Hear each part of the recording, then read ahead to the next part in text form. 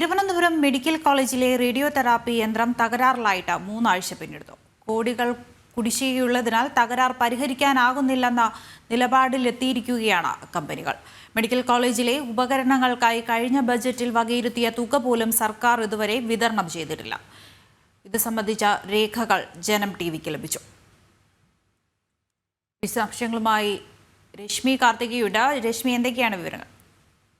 അധ്യക്ഷ, തിരുവനന്തപുരം മെഡിക്കൽ കോളേജിലെ radio therapy യന്ത്രം തകരാറിലായവരെ തുടർന്ന് നിശ്ചലമായിട്ട് 3 ആഴ്ചകൾക്ക് ലഭിക്കുകയാണ്. ഇതുവരെ യന്ത്ര തകരാർ പരിഹരിക്കാനുള്ള യാതൊരു നടപടികളും സർക്കാർ കൈക്കൊണ്ടിട്ടില്ല. അത്യാധുനിക റേഡിയേഷൻ യന്ത്രങ്ങൾ മീഡിയം ആക്ടിവിറ്റി എന്ന വാർഷിക അറ്റകുറ്റപ്പണികൾ നടത്താത്തതാണ് ഇത് തകരാറിലാകാനുള്ള പ്രധാന കാരണം. 80 ലക്ഷം രൂപയാണ് സാങ്കേതിക തകരാറുകൾ പരിഹരിക്കാൻ ആവശ്യമായിട്ടുള്ളത്. എന്നാൽ ഈ കുടിശ്ശികയ്ക്കുള്ള കെമിക്കൽ ലഭ്യമാക്കാത്തതിനാൽ ഈ തകരാർ പരിഹരിക്കാനാകില്ല എന്നതാണ് കമ്പനി അറിയിച്ചിരിക്കുന്നത്. കഴിഞ്ഞ ദിവസത്തിൽ മെഡിക്കൽ കോളേജുകളിലെ ഉപകരണങ്ങളുടെ നവീകരണത്തിന് ഏതാണ്ട് 1,48,00,000 രൂപ വകയെത്തിയത്. പക്ഷേ ഇതിൽ ഒരു തുക പോലും മെഡിക്കൽ കോളേജിന് ഇതുവരെയും ലഭിച്ചിട്ടില്ല എന്നുള്ളതാണ്. അതായത് ബജറ്റുകളിൽ വലിയ രീതിയിൽ കോടികളും ലക്ഷങ്ങളും ഒക്കെ പ്രഖ്യാപിക്കുന്നു. പക്ഷെ ആ തുക വകയെത്തിയാലും അത് ലഭ്യമാകാത്ത സാഹചര്യമാണ് നിലനിൽക്കുന്നത്. ഇതെല്ലാം വെറും പേപ്പറുകളിൽ മാത്രം ഒതുങ്ങി എന്നുള്ളതാണ് ഉയരുന്ന ഒരു ആരോപണം. യന്ത്രം തകരാറിലായതോടുകൂടി ക്യാൻസർ രോഗികളാണ് പ്രധാനമായും വലിയ രീതിയിൽ ദുരിതം അനുഭവിക്കുന്നത്. ഈ ഒരു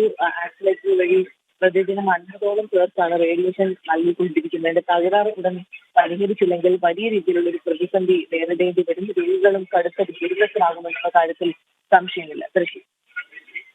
രശ്മി കാർത്തികയാണ് തിരുവനന്തപുരത്ത് നിന്ന് വിവരങ്ങൾ നൽകിയത്. തിരുവനന്തപുരം മെഡിക്കൽ കോളേജിലെ റേഡിയോ തെറാപ്പി യന്ത്രം തകരാറിലായിട്ട് 3 ആഴ്ച പിന്നിടുകയാണ്. കോടികൾ കുടിശ്ശികയുള്ളതിനാൽ തകരാർ പരിഹരിക്കാനാകില്ല എന്നാണ് കമ്പനികൾ നിലപാടെടുത്തിരിക്കുന്നത്. മെഡിക്കൽ കോളേജിലെ ഉപകരണങ്ങൾക്കായി കഴിഞ്ഞ ബജറ്റിൽ വകയിരുത്തിയ തുക പോലും സർക്കാർ ഇതുവരെ വിതരണം ചെയ്തിട്ടുമില്ല.